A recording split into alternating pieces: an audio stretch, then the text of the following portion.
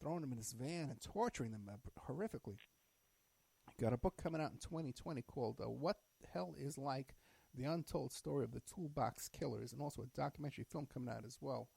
So we'll be right back with more of Laura Jacklin to finish telling us about this story, about these two characters. We'll be right back after these messages.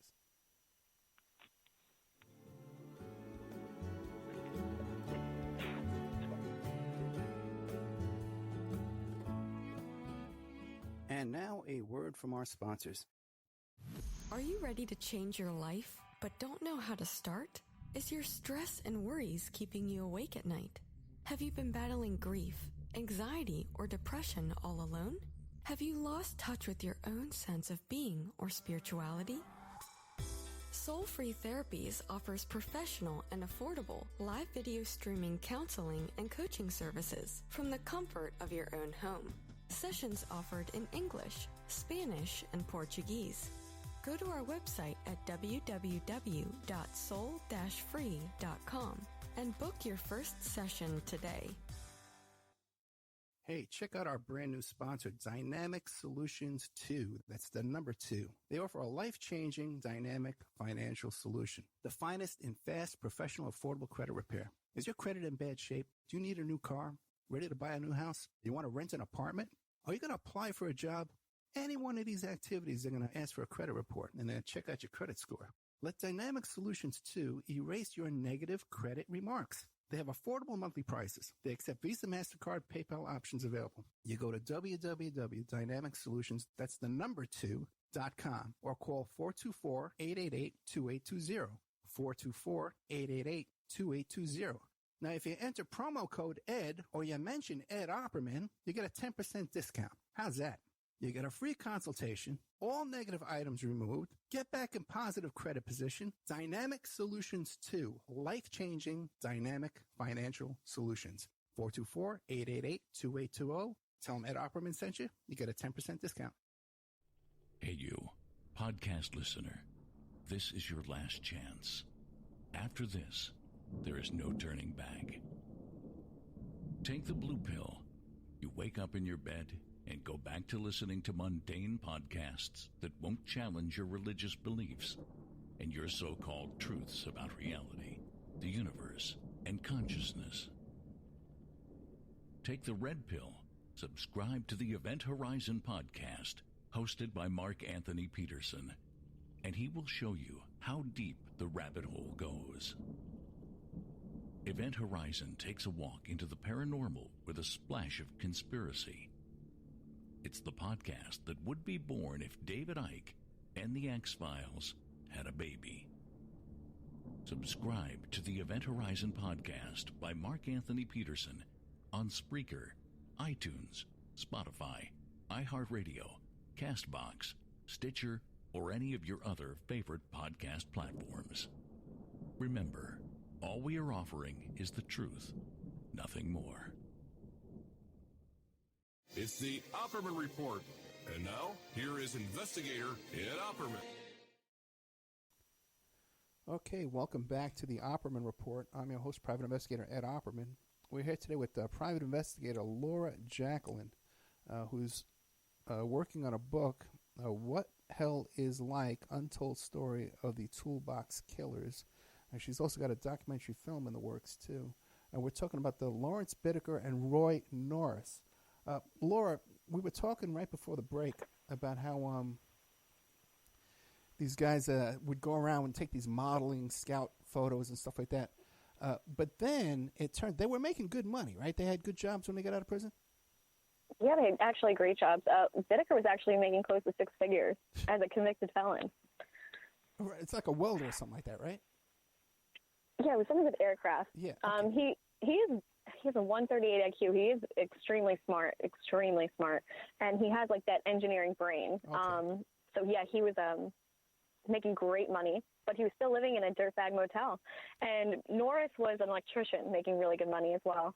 Right, but like you said, they were living in this flea bag motel, and they had a bunch of teenagers coming over for parties every day. They did. They enticed the teenagers with drugs and alcohol into the motel room. And, of course, you know, kids, they want to drink and smoke, so they went over and would hang out in his motel room. And Bittaker actually even played one of the rape tapes for some of the kids that came over. Right. They were making audio recordings of their torture of these young Mm-hmm. girls, and then they played it for these other young kids, and they were showing them the photographs, too, of the torture sessions, right? Well, they weren't really torture. Like, the pictures they were showing the kids, I don't think the kids really understood what was happening. So they had, like, pictures of girls naked and tied up, but they just thought it was, like, kind of like a weird porn, and they would hear the audio tapes of the girls screaming, "Please stop."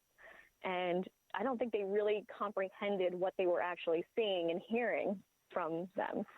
Okay, now these kids, were they also, like, having consensual sex with these kids, or not consent? I guess you can't consent if you're still a kid.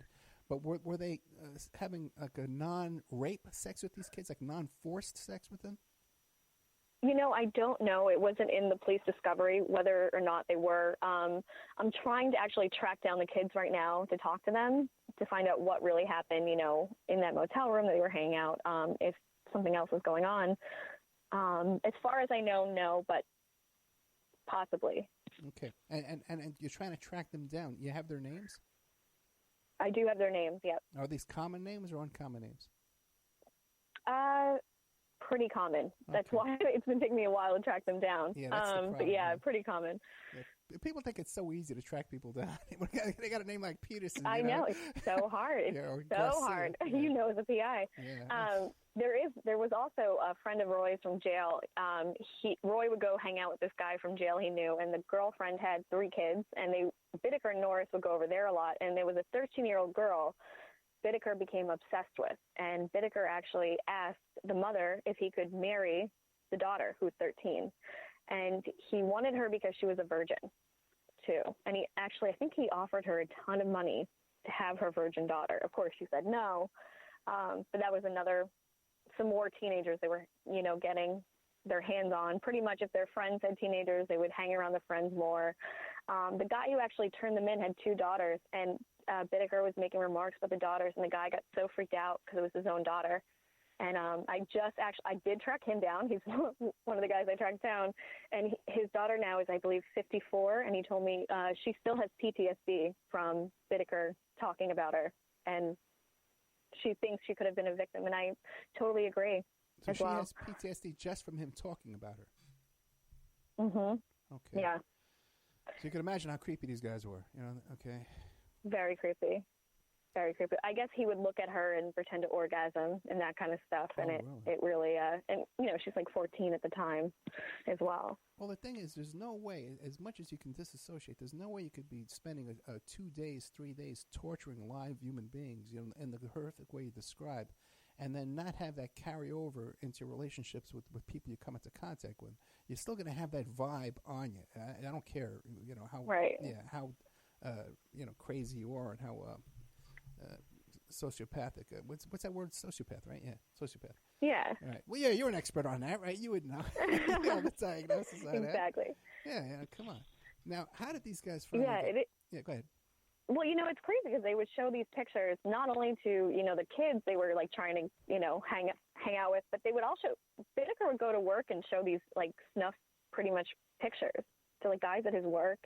Bittaker was bragging to everybody.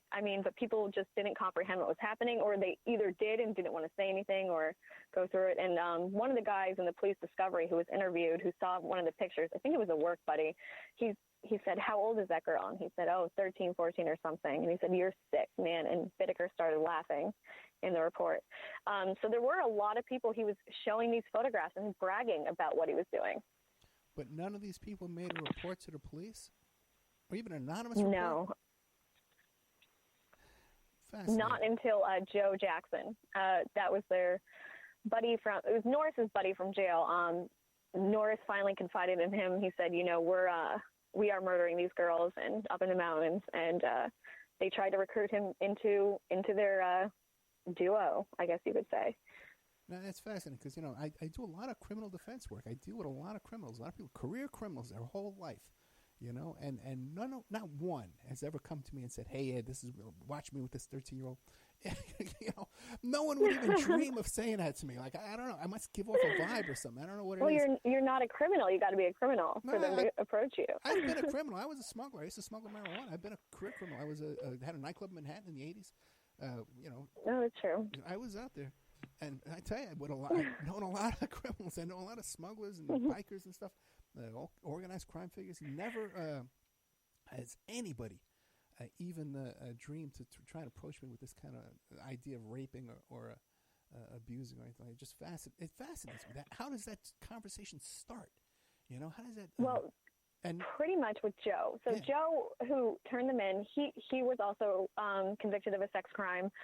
So, and him and Norris actually trolled some neighborhoods together. So he was already kind of like on the sexual scale of like trolling and with them. So, I mean, for them to try to recruit him, it's not that far of a jump. You know what I'm saying? Yeah. There was another guy who was living in the motel complex with Bittaker. He was also a criminal, but he was not a sexual sadist or into sexual crimes. So when they approached him, he said no. But the other guy at the motel was making bombs with them. They actually had a couple of bombs ready to go. They were actually, there was a lot they were planning right when they got caught. They had just bought squirt guns, and they were going to fill these squirt guns up with like chemicals, like acid type chemicals that they were going to give to children on the beach. And they were going to sit back and watch children squirt each other, squirt people on the beach. That was one of their plans. And they had they had bought the acid, they had bought the squirt guns ready to go. They had made these bombs. And they were talking about getting a compound in the desert where they were going to hold these girls, hold like sex slaves. So they didn't have to kill them right away. They could kind of play with them, torture them until they died, is what they really, really wanted to do. Now, what about the van? I'm sure they didn't take any precautions for forensic evidence in that van. It must have been like a bloody mess. I'm sure. Well, some of the girls were killed outside of the van, too. They would take the girls outside the van, and then they would kill them. But there was, Lynette, the last victim, she was killed inside the van. Fascinating. Now, and you said they got caught because they tried to recruit this guy, and then he went to his lawyer because he was afraid for his own self. He was. Yeah, he was very scared. So he went to the lawyer, and the lawyer and him went to the LAPD, and they were like, well, where are the bodies? And he was like, I have no idea. So then they said, well, where are these, where is this all taking place? And go to Hermosa Beach or go to Redondo. That's where they were picking up these girls. So he went there. And it's really crazy. This detective unfortunately, he did kill himself over this case, Paul Bynum. Amazing detective. He had just worked a case where he went to the hospital. A girl had been raped inside a van with two men. It ended up being their one sole surviving victim, Robin Robeck. He had remembered Robin's story. So when Joe came to him and told him the story, he said, oh, my God, I think they really are. Like, he really believed him. And he knew something was going on because of Robin Robeck and the rape. And that's when he went to Stephen Kay, the district attorney, and he said, I really think these guys are taking girls and killing them even though we don't have bodies. And Stephen Kay looked at the report and said, Roy Norris, I just locked him up for a rape a couple of years ago. What is he doing out in the world, like, already? And so that's when they really started saying, okay, something serious is going on here. And they put surveillance on Norris. And that's actually how they were caught, is they were surveilling Norris, and he's measuring out huge pounds of weed bags in front of his bay windows in Redondo Beach. And, he's on parole. So, of course, the cops, storm in and arrest him. Okay, so they're selling pounds of weed, too. So these guys had a ton of money. They had great jobs, plus they're selling all this pot. Yeah, they're selling a lot of drugs, yes. And people need to grasp this, that they would never have been arrested at that point anyway, unless this cop just happened to recall in his head. There was nothing in the computer anywhere. There was nothing in a task force. There was nothing. A cop just happened to remember in his head, hey, coincidentally, I'm working on a case just like this. Otherwise, yep. Yeah, and people need to realize how often that happens. I had a case one time, this guy, he was accused of something, and then he made a report. He reported the guy who was ratting him out. He made a call to the cops and says, hey, this other guy's doing this. And they said, and the guy knew it. He recognized the name and the call, and he had just gotten the other call. And he says, come on in and tell us. And then they get him in there and start interrogating him on the other crime. So this is the guy that happens to be sitting by a desk and he overhears a call. This is how these things. Otherwise, without an informant, nothing happens. You know? Oh, I know. Paul Bynum was an incredible detective. I mean, he really stopped these guys